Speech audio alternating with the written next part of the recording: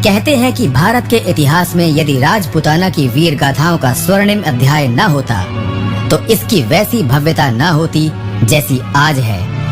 और ऐसे ही एक राजपूताना की अमर गाथा को सुनने जा रहे हैं हम। ये वीर गाथा है मेवाड़ केसरी महाराणा सांगा की। भारत की भूमि भले ही वर्षा की बूंदों के लिए तरसती रही हो, परंतु सत्ता सिंहासन के लिए निरंतर होते रहे युद्धों से टपकते रक्त से ये भूमि सदैव सिंचित होती रही। आन बान और शान के साथ ही सत्ता के षड्यंत्रों में रचे बसे यहाँ के वीरतापूर्ण वातावरण में राजपूतों की महिमा का भव्य दर्शन होता है। इस भूमि पर जहाँ एक ओर सतियों ने जौहर की प्रचंड ज्वालाओं में भस्म होकर भारतीय नारी के दृढ़ संकल्प और सतीत्व की नई परिभाषा लिख दी, वहीं दूसरी ओर स्वतंत्रता प्रिय राजपूत वीरों ने अपनी मातृभूमि की रक्षा में अपने प्राण तक अर्पण कर दिए। राजस्थान के सबसे बड़े और साहसी शूर वीरों में से एक महाराणा सांगा को आज भी उनके बलिदान के लिए पूजा जाता है।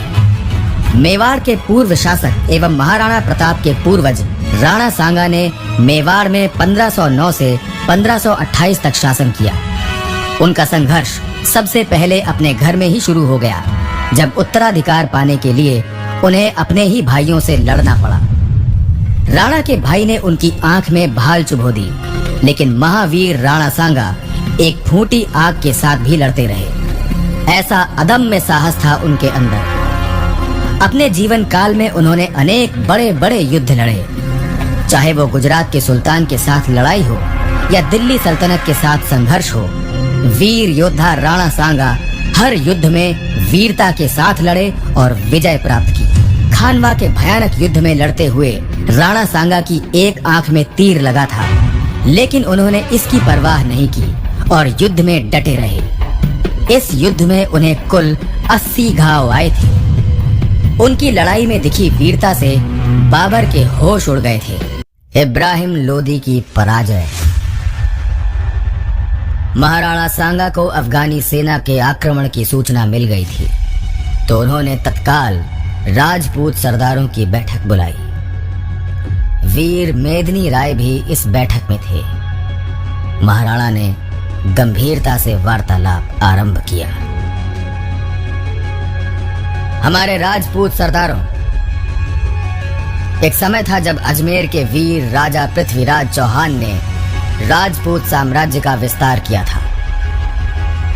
उनके बाद से हिंदू शाही का निरंतर पतन हुआ है और मेवाड़ को छोड़कर किसी ने भी विदेशी शक्तियों को जवाब नहीं दिया। महाराणा बोले, दिल्ली की गद्दी पर बहुत समय से हिंदू सम्राट नहीं बैठा। हमने इन विदेशी साम्राज्यों को भारत से खदेड़ने का स्वप्न देखा है। आपके इस स्वप्न को पूरा करने के लिए हम अपने प्राणों की बाजी लगा देंगे। जितना भी युद्ध करना पड़े हम करेंगे। मेदिनी राय ने दृढ़ता से कहा, हमें ऐसे ही संकल्प वाले वीर राजपूतों का साथ चाहिए। दिल्ली का नया नवेला अफगान सम्राट मेवाड़ को विजित करने का स्वप्न देखता आ रहा है।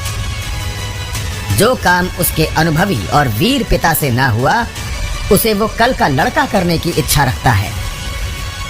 विडंबना ये है कि वो अपना बल आजमाने मेवाड़ की धरती पर आ रहा है।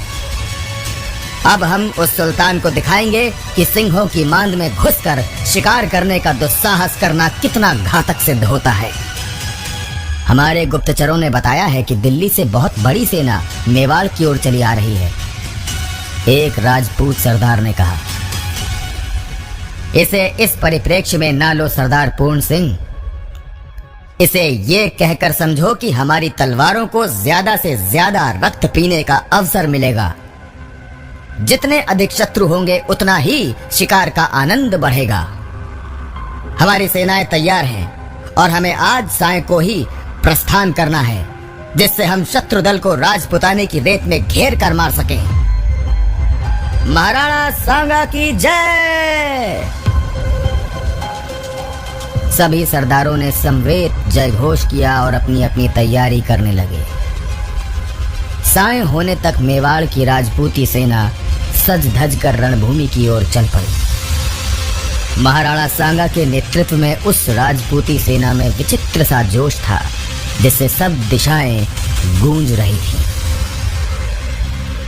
जब ये सेना घड़ौती सीमा पर खातौली गांव के समीप पहुंची तो इब्राहिम लोदी की सेना से उसका सामना हो गया। दोनों सेनाओं के शिविर लग गए और प्रातः होने की प्रतीक्षा की जाने लगी। दोनों खेमों में युद्ध की व्यूह रचना हो रही थी। महाराणा सांगा ने चौतरफा युद्ध की व्यूह नीति का समर्थन किया। सवेरा होने पर युद्ध का बिगुल बज उठा और दोनों ओर से सेनाएं आपस में भिड़ गईं। मगर राजपूत व्यूह ने चारों ओर से अफगानी सेना को घेर लिया और भीषण मार काट मचा दी। बीच मैदान में महाराणा सांगा और मेदिनी राय जैसे वीर योद्धा अफगानों की कठिन परीक्षा ले रहे थे। उनकी तलवारों ने जो विध्वंस मचाया उसे देखकर उनके कलेजे कांप उठे। महाराणा सांगा तो जैसे साक्षात काल रूप ही हो गए थे। उनकी तलवार से रक्त उड़ उड़ कर जा रहा था और उसी अनुपात में शत्रुओं के सिर कट कट कर उछल रहे थे। मेदिनी राय भी पीछे नहीं थे।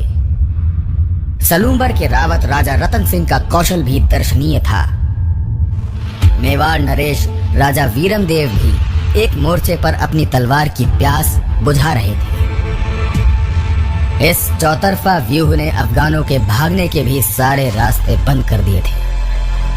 शाम ढलते ढलते दिल्ली सेना के होश फाख्ता हो गए थे और उसके सैनिक बचने के रास्ते खोजने लगे थे। ऐसे भयानक युद्ध लड़ने की उन्हें आशा भी न थी। अकस्मात एक विष बुझे तुर्क तीर ने राणा सांगा की बाईं भुजा के कवच को भेद दिया और इसकी तीव्र पीड़ा से राणा तिलमिला उठे। तभी बाएं पैर में भी जंघा के निकट एक तीर आर पार हो गया। मेदिनी राय ने देखा तो तत्काल राणा सांगा को संभाला। शत्रु दल अब निश्चित पराजित हो गया था और भाग खड़े होने के रास्ते खोज रहा था। राणा सांगा के घायल होने पर उन्हें ये अवसर भी मिल गया और बुरी तरह पराजित होकर इब्राहिम लोदी अपने प्राण बचाकर भाग ही निकला। उसके भागते ही अफगानी सेना भी भाग खड़ी हुई। राजपूत विजयी हुए। महाराणा सांगा की मालवा विजय। महाराणा सांगा की जय जयकार सारे मेवाड़ में गूंज रही थी। उन्होंने सिद्ध कर दिया था कि वीर पुरुषार्थ उसके आंतरिक भावों से ही शक्ति पाता है। विजय की लालसा ने उन्हें भी इस युद्ध में बड़ी शक्ति दी। उन्होंने अपने सामंत सरदारों को विश्वास दिला दिया कि अपंगता उनके लिए कोई मायने नहीं रखती और उनका रण कौशल अभी भी अद्भुत था। धौलपुर के भव्य युद्ध की विजय ने राजपूती गौरव को और भी सज्जित कर दिया था। इस युद्ध में लोदी की शर्मनाक हार के साथ ही राजपूत सेना ने उसके कई परगने भी मेवाड़ के अधीन कर दिए।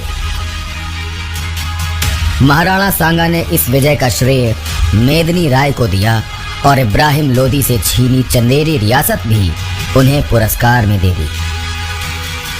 मेदिनी राय का वर्चस्व बढ़ा और ये समाचार मालवा के सुल्तान महमूद द्वितीय को मिला तो वो तिलमिला गया। अतः उसने मेदिनी राय को मिले चंदेरी प्रदेश को छीनने का निर्णय कर दिया।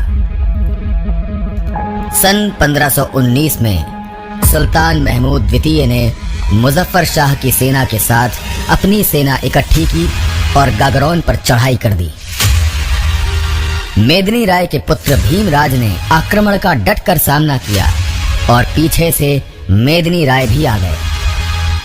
दोनों पिता पुत्र बड़ी वीरता से पुरस्कार में मिली अपनी रियासतों की रक्षा में अपने प्राणों की बाजी भी लगाने को आतुर थे।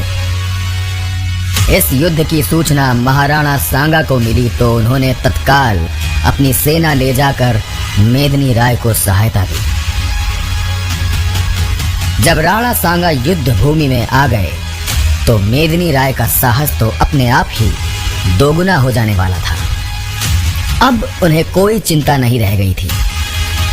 राणा सांगा की उपस्थिति और उनके युद्धरत रहने से तो एक एक राजपूत सैनिक में प्रेरणा और उत्साह बढ़ता था। शीघ्र ही सुल्तान महमूद को पता चल गया कि उसने क्रोध में गलत निर्णय ले लिया था। अब स्थिति ये बन गई थी कि कहां तो महमूद जीत के लिए आया था और कहां अब उसे अपनी जान बचाने की चिंता सताने लगी। उसका सेनापति आसफ खां बुरी तरह घायल हो गया था और स्वयं उसकी दशा भी चिंताजनक थी। मैदान छोड़ दो, सुल्तान महमूद को कहना ही पड़ा। इस तरह तत्काल ही बची खुची सेना बच निकलने के रास्ते खोजने लगी और सुल्तान महमूद भी इसी चक्कर में था। लेकिन वो उस समय सन्न रह गया जब राणा सांगा की तलवार ने उसकी गर्दन को स्पर्श कर लिया था। सुल्तान महमूद सूखे पत्ते की भांति कांप उठा। उसकी आंखों में याचना के भाव उतर गए।